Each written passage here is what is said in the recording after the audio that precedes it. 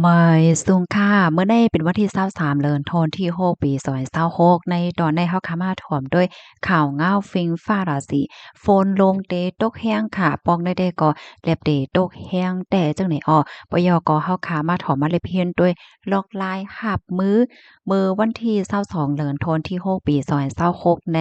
มีข่าวง้าวออกมาว่าห้องการฝ่ายฟิล์มฟ้าราศีไล่ออกมาปืนเผาปันฟังเติ้นถึงปันก้นวันก้นเมืองว่า ในวันที่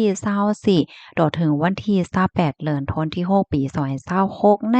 ได้มีฝนตกโคปากไหล60ต่อถึง70%จังไหนอ้อบางที่บางตอนในเตตกแห้งแต่ก็เปิจังนั้นแหละย้อนให้พี่น้องก้นหวานก้นเมืองค่ะเนาะอันอยู่ไว้ที่ในเมืองไทยตอนเหนือและหลายปื้นติและจังไหนค่ะเนาะก็ให้ไล่อ่อนกันฟังสติระวังน้ำโทมน้ำนองลิ้นก่นลิ้นปัง น้ำป่าไหลเข้ามาตีในกิ่วในวานไหลจังได๋เปิงลงมาในได้ก่อเปิ้นตีอันอยู่หิมปั้นตาบร้อยหิมจำแม่น้ำไหลจังได๋ในคาออข้อมูลตอนในคาลิปีมาที่ห้องการข่าวเก้งใหม่ออกไว้ค่ะลือเซว่าที่เมืองไทยเย้าที่เมืองใต้ค่ะเนาะหลายปอดหลายตอนก็มีตื้อตางฝนเตจางตกเหมือนกันปอกได้แต่ก็แลบเตแห้งไว้ในค่ะเนาะ60ต่อถึง70%ในแต่ก็ส่วนว่าแห้งอยู่เนาะ กำแน่เฮาคามาถอมมาเลยเพียนด้วยลอกลายหับมือเนาะมือไปเป็นเพในให้จางเป็นลายแหกังไว้ค่ะเนาะเพราะว่ามีเปิงเป็นเพสภาวะมาในนะเฮอเตจางรถย้อมไหลลองลู่ลองซุ่มว่าสังว่าเจ้าในเฮ็ดไหนค่ะข้อที่หนึ่งได้ติดตามถอมข่าวเงาอยู่ตาเสค่ะเฮาคาในก็ปักตาไปด้วยตั้งฝ่ายฟิงฟ้าราสีเขาว่าเปิ้น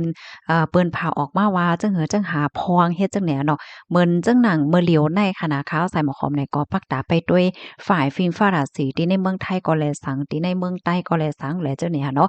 นะเฮือซัมปอเดี๋ยวจังมาอัปเดตปันพี่น้องเฮาค่ะไล่หนังคึดตั้นหน่อยค่ะจึงว่ากว่าเมื่อไกลค่ะเนาะฝ่ายฟิล์มฟ้าราศีเมืองใต้ก็ปันฟ้างเหมือนกันค่ะเอาว่าเมืองใต้ในมีตื้อตั้งฝนเตจังโตกไหนอ้อ ข้อที่2แหน่สังว่าอยู่ในปื้นดีอันจ้างเป็นเพศแหน่จึงกึ่งหลีไลหางเฮียนไหวค่ะอ๋อเมื่อนังว่าเคิงใจโคตื้อว่าเมื่อนังเพราะว่านำในมันเต็มแลบมาแห้งเนี่ยก็ให้เอาทรายใส่จานในค่ะนะหางเฮียนไหวเปิดตาแห่นำนั่นคือมันเต็มไหลเข้าที่ในเคินเฮาข้อที่3หางแฮนโยกโคขวางอันที่มันจังย่ำนำเคิงใจไฟฟ้า และจะไหนแน่ไว้ตีสูงให้มันป่นน้ำโทมนั่นน่ะเนาะข้อที่4ค่ะเฮียนโฮเส้นต่างปลายเพลง อันเหมือนจังหนังว่าเพราะว่าน้ำท่วมที่เฮาใครอยู่ในเฮาคาได้เงิงกว่าที่หลายตั้งหลายเฮ็ดจั่งใดอะเนาะข้อที่5เนี่ยก็ให้เฮาคาฮู้ไว้หมายโฟนฝ่ายจ้อยเถียมเพเขาอำนั้นก็ฝ่ายจ้อยเถียมในพื้นที่วานเฮาคาเนี่ยค่ะเนาะอันได้เป็นรองห่างเฮียนไว้รองวิทยาไว้มานั่งในพื้นที่ในเมืองใต้เฮาค่ะบางที่บางตอนก็ได้มีฝ่ายแขไฟฝ่ายจ้อยเถียมเพเขาจั่งใดไว้เจ้าแม่นค่ะบางเฮิ้นก็ได้มีไว้หมายโฟนเปิ้นยาวค่ะเนาะ มาเฮิรนก่อมไปมีป้อมไปมีเนี่ยก็ห่างเฮียนไว้ค่ะเพราะว่าเป็นเพ่มาเนี่ยนะคือแต่จังย้อนตั้งจอยเถียมไรง่ายจังไหนออกข้อที่6เนี่ยก็ห่างเฮียนไว้เคิงใจโคตื้ออันลำลองค่ะอำว่าได้เป็นโฟนมือถือเคิงใจโคตื้ออันเฮ็ดอาหาราตั้งกินแฮงนำหมดใสแหละจังไหนแน่นำในขนาดเพราะว่าเป็นไรไหนนำเป็นเตาในเฮาค่ะกึ่งหรือไรมีคือเคิ้นค่ะเนาะให้มันจางกินไร3วัน5วันแหละจังไหน อำลิกับลิแตกเป็นแต่เป็นเนอมาแนะนำแหนมมิ่มเป็นค่ะลูกเนาะอ้อมเหมือนจังหนังข้าวใส่บ่คอมเลยค่ะก็มีไว้ขนาดนำเตานำกินเลยค่ะมีไว้อยู่หมอก10เตา20เตาจังเนี่ยค่ะก็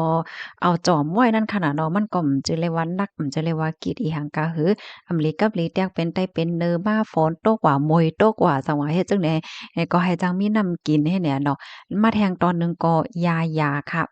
ยาไว้กึกเคิ้นเนี่ยอันนี้ก็ลำลองขนาดที่ในเฮิรนเฮาคันเนี่ยมานั่งยาวาดว่ายาน้าว่ายาต้าเจ็บว่ายาแก้ไหลจั่งเนี่ยเนาะ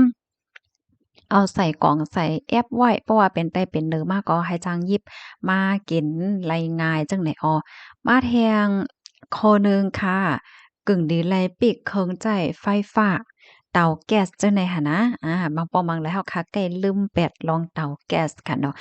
แก๊สแน่เมื่อว่าพี่น้องเฮาเข้าใจการใช้งานมันยาวๆในปิกแบบปิกไว้ก็ดีอยู่นะค่ะว่าได้เนาะปะยอก็เหมือนดังว่าปลั๊กไฟเฮาสังเฮาแหละเจ้าเนี่ยเนาะให้เฮาคาทัดด้วยเนี่ยมาเที่ยงข้อที่8ค่ะ ไฮไลต์ฟางโดยอันตีปีกไฟจังได๋คะนะโตกอันกุ้มไฟว่ะส่องว่าเจ้านายค่ะมีไว้ตีไหลตั้งไหลจึงหือแหละจังได๋อันใดก็กึ่งลีไลเตรียมไว้อำนั้นก็ลาดตีมันไว้ค่ะนะว่าโตไหลเป็นโตกุ้มไฟเนี่ยข้อที่8เนี่ยมันใครมีตีป้องความหมายว่าตีเฮือนเฮาเนี่ยมันติมีไว้โตกุ้มไฟแม่นใจค่ะอำนั้นก็เขาห้องคัดเอาท์เนี่ยตั้งปอตอนพี่น้องเขาห้องสังมันตีหนึ่งเลยตีหนึ่งเอาที่ห้องอำเหมือนกันค่ะเนาะ โตตัดไฟแหละจังได๋เนี่ยค่ะนะกำดำแน่มันติเป็นปอเจ้าเฮิรนเขาก็ที่ฮู้ร้องได้จังเนี่ยเพราะว่าเป็นไต้เป็นเดิมมาในก้นในเฮิรนหมังก้อนี่โฮจ่องแม่นก็เปิ้นนั่นแลปอเจ้าเฮิรนเขาในก็กึ่งลีเลยห้องลูกห้องเมมาแหนอันนี้เป็นโตตัดไฟนะเพราะว่าที่เฮิรนเฮาได้มันเป็นไฟช็อต5อำนั้นก็นำโทม5สัง5มาเอาบ่โตตัดไฟลงในโหลมาเต็กตีนในโหลเลยมาเฮ็ดตีนไอ้นั่นโหลเลยสอนบันก้นในเฮิรนเฮ็ดจังได๋นั่นน่ะเนาะ บางป้องบางไรเพราะว่ามันเป็นเพมาไหนปอเจ้าเฮิรนซ้ำอยู่เฮิรนไหนก้นในเฮิรนเนี่ยหมอเฮ็ดนะมันก็ในป้อมสอนไว้ลาดไว้เนี่ยโฮเตะไรกว่าเต็กโดนไรเต็กไรกว่าโดนไรล่วงก็โฮเฮ็ดเนี่ยเจ้าแม่นค่ะอันนี้ก็กึ่งรีสอนแบ่งปันกันไหนข้อที่เก้าค่ะอย่าไปอาบน้ำเมื่อพ้องตีฝนลงตกลมเลี่ยงลงเข้าย้อนว่ามันจังเป็นเพถึงสาใจไหนเฮียงเลยซ้ำว่าจังนั้นเนี่ยย้อนก็เพราะว่า สายไฟฟ้าเนี่ยค่ะนะอันลูกมาตีฟ้าผ่านั่นมันจังแล่นลัดผ่านตอนน้ำไหลเนี่ยตอนน้ำที่อันเฮาใจเปิดก๊อกน้ำว่าซังว่าเฮ็ดจังได๋มันก็แล่นก่อนแล่นมาไหลก่อนไหลมากว่าจ้อมตอจ้อมหางเฮ็ดจังได๋นั่นน่ะเนาะกำนั้นแลให้เงิ่งลองใจตื้นน้ำตั้งหมดเมื่อพ้องตีฝนลงตกลมเลี่ยงลงเข้าเนาะอำบ่ที่เป็นลองอาบน้ำลองแจน้ำลองล้างหวานล้างมือแหละจังได๋ เพราะว่าฝนเหิดเหย้าในไฮไปหมอก30มินิตในเหย้าเนาะข้าวตัง30มินิตเหย้าอำได้ยินเสียงฟ้าเสียนฟ้าหลังฟ้าห้องไหนก็จังก้อยกว่าอาบน้ำไหลหนังปกติเนี่ยค่ะเปิดลองห่มโลมเฮ็ดได้นะมันก็ว่าอะโลยเฮากว่าเหตุการณ์ย่ำฝนลงมาแหน่อาบน้ำได้คือล่ะไหนเพราะว่าพี่น้องเฮาเขามีน้ำอันเทียมไว้ในปุงในอ่างเฮ็ดนั้นได้ไหลอยู่น้ำเป็นหัง อันเดกาเฮาว่าเนี่ยหมายถึงน้ำอันมาที่ก๊อกน้ำเนี่ยอันเนี้ยที่มันจังเป็นเพค่ะเนาะ ก็แม่นมาแทงเนาะลองตีอันเฮาคาหลีไลฟ้างไหนอย่าไปกวาดเลนน้ำค่ะเมื่อพ้องตีฝนตกลงมาน้ำมันก็ไหลกวาดไหลมาน้ำนองน้ำยึงแหละเจ้าเนี่ยค่ะก็ลาในลูกอ่อนเนาะว่าอย่าไปกวาดเลนน้ำไหนหลอได้จึกเลนน้ำน่ะค่ะนะค่ะยังต้องไหลมื้อค่ะก้นเล็กค่ะว่าจึกเลนค่ะนะเพราะว่าฝนตกเนี่ยได้กวาดเลนน้ำอาบน้ำฝนแล่นกวาดแล่นมาเนี่ยเพราะว่าฝนเนี่ยมันตกแรงน้ำจ้อมกิ่วจ้อมวันก็มันเป็นไหลเนี่ยจึกเลนเนี่ยค่ะเนาะ อันได้ไฮไลท์สติค่ะก็เพราะว่านำเทียนมันนวงจ้องปืนเนี่ยมันโกมันกืออีหังอะหลายก่อมคัวว่ามีโตสัตว์แมงอีหังอะหลายเฮาก่อมโคเนี่ยค่ะเนาะมันจังเป็นเพมีเหยี่ยวหนูจังได๋เนี่ยค่ะนะมาแทงคอหนึ่งเนี่ยก็บ่เป็นไรในไฮเงิ่งลองคอกาก่อนในปื้นตีนำโทมเนาะ อันในมังก็ก่อมโพดแหละเนาะว่าเปิ้นเตียนเจ้าก็ที่ฮอกากว่านั้นจ้องนำโทมเฮ็ดจังได๋ค่ะนะ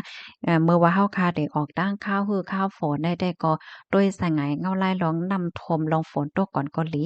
มาเที่ยงข้อหนึ่งค่ะสอนปันให้ลูกอ่อนโฮจักเฮกังโตเจ้าเก่าเหมือนจังหนังให้เอาโตเข้าใจเอาตัวรอดเมื่อพ้องนำโทมอย่าก็อย่าไปกว่าเตอปากไฟนะอย่าไปกว่าเลนเครื่องใจไฟฟ้านะว่าจังว่าจังไหนก็ ให้รัดในลูกอ่อนเจ้าเก่าไว้ย่อก็รัดในเขาป้าว่านำติมันยิงเจิ้นได้นะมันจังมีกล้องนะมันจังมีเยียวหนูนะอย่าไปกวาดเตอร์มันจังเป็นเพศนะหลายเจ้าแนวเนาะก็ในมาแทงคอหนึ่งเนี่ยค่ะให้ห่างเฮียนวางแผนให้พร้อมโตตันเมื่อพ้องตีหญ้าเพเนี่ยเนาะมันจั่งว่าเพราะว่าหญ้าเพเหย้า1 2 3แต่ละหือเนี่ยก็ให้ไล่ห่างเฮียนโตตันวิทยาไว้ว่าเฮ็ดจั่งใดค่ะ ข้อมูลตอนในค่ะเลยปึงเอียมาตีเพกอนามัยต่างไว้ค่ะปื้นตีพี่น้องเฮาค่ะอยู่พ้องย่ามมื้อเหลียวในค่ะลูกเป็นหือพองค่ะจังฝนปาโตค่ะตีค่ะอยู่ในก็ฝนโตค่ะนะค่ะย้อนให้กูก็รอดเพกันเสกำค่ะไม่สงค่ะ